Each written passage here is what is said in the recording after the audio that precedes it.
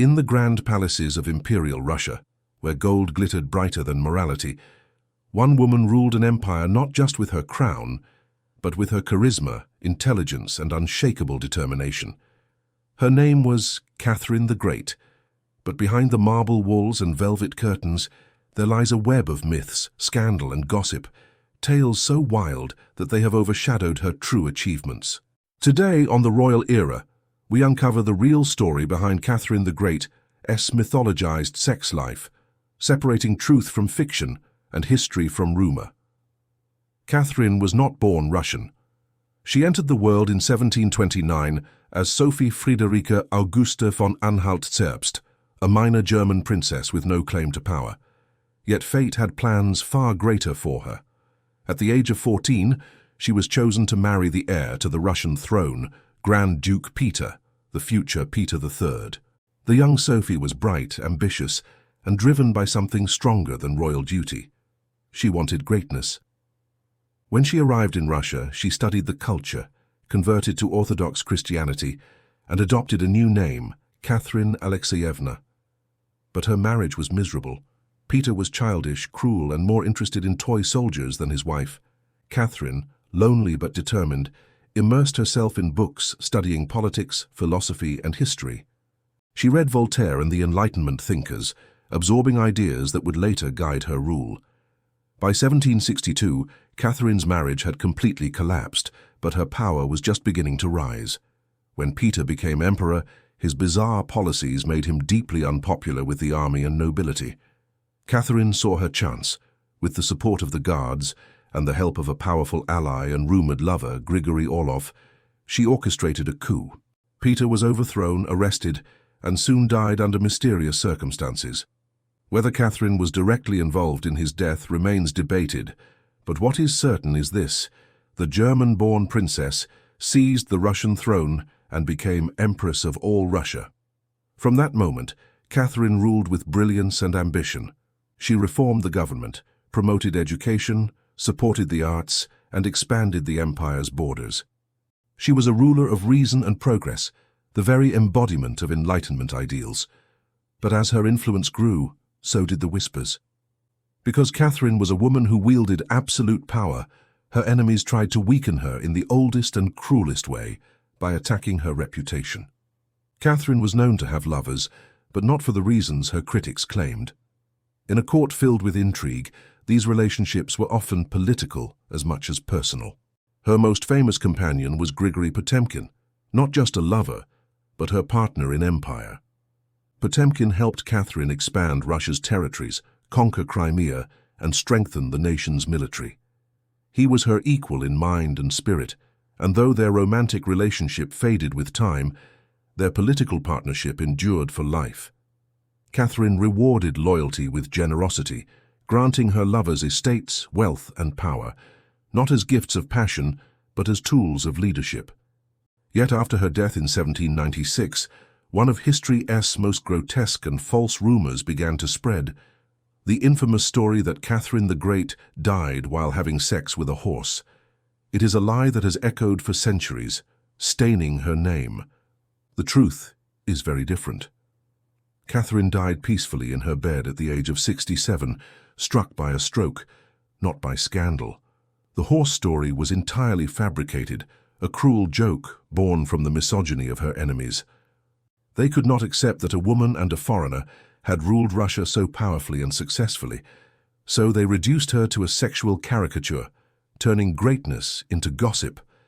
In the 18th century, political pamphlets in Europe mocked powerful women with sexual slander. The same happened to Catherine.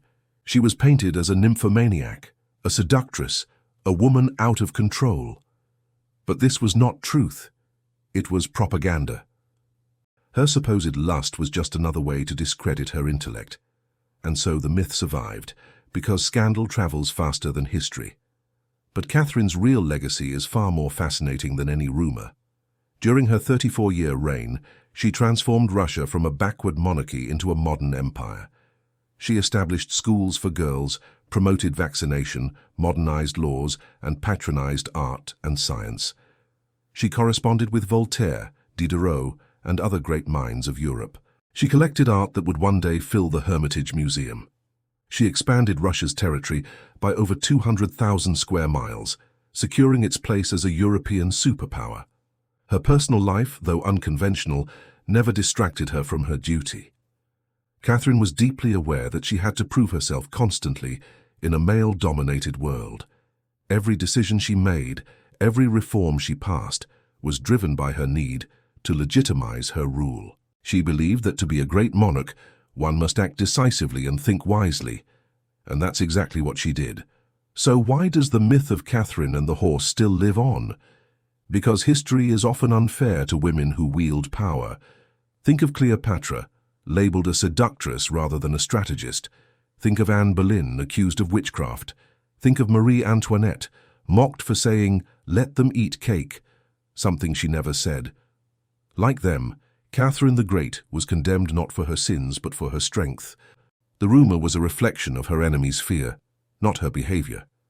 The truth is that Catherine was no different from male rulers who took mistresses. The difference is that she was a woman, and history punished her for it. Even today, some remember the myth more than her reforms. But the more you look at her life, the clearer it becomes that Catherine's true story is one of intelligence, ambition, and vision, not scandal. Imagine her in her palace at St. Petersburg, surrounded by courtiers, diplomats, and philosophers. A woman once mocked for her accent and gender, now commanding one of the largest empires on earth. She had risen from a powerless princess to an unstoppable empress.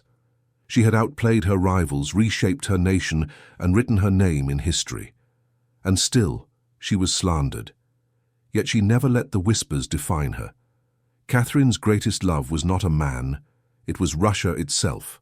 She once said, "I shall be an autocrat, and that's my trade, and the good of my people is my only law." She loved her empire as fiercely as she ruled it. Her courage was not in her conquests, but in her endurance, her ability to rise above ridicule and rule with vision. And so when people today repeat the cruel myths about her, they repeat the lies of those who feared her power. The real Catherine the Great deserves better. She deserves to be remembered not as a scandal, but as a sovereign, not for the gossip, but for the greatness. Because the truth is simple, Catherine was brilliant. She was strategic, she was powerful, she was human. And yes, she was great. So the next time someone mentions Catherine the Great and that infamous story, remember this. It wasn't lust that built an empire, but leadership. It wasn't her lovers that shaped Russia, but her laws, her reforms, and her unbreakable will. The myths may have tried to bury her, but history cannot be fooled forever. Catherine the Great was not destroyed by the lies. She outlived them. Her empire expanded, her reforms endured, and her name still echoes through the halls of time. She remains one of history's most remarkable women, a monarch who refused to be defined by men, by rumors, or by fear. She was Catherine the Great, the woman who turned scandal into sovereignty and myth into immortality. Soft royal music fades out. Screen slowly transitions to her portrait, then to the royal era logo.